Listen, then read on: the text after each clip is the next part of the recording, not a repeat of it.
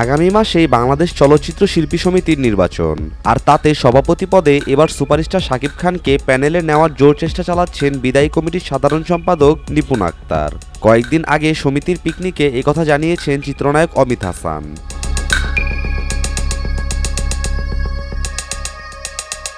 তবে শাকিবের একটি ঘনিষ্ঠ সূত্র জানিয়েছে, শাকিব নির্বাচনে অংশ নিতে একেবারেই ইচ্ছুক নন, বরং তিনি আরও বেশি করে কাজে মনোযোগ দিতে চান।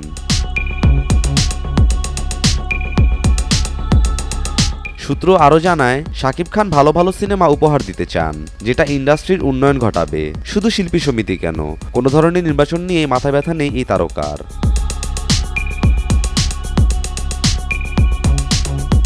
এপ্রিলের ২৭ তারিখে শিল্পী সমিতির নির্বাচন। রমজান মাস জুড়ে শুরু হবে ভোটের প্রচারণা। শাকিব তখন তুফান সিনেমার শুটিংয়ে চেন্নাইয়ে থাকবেন পুরো সময়।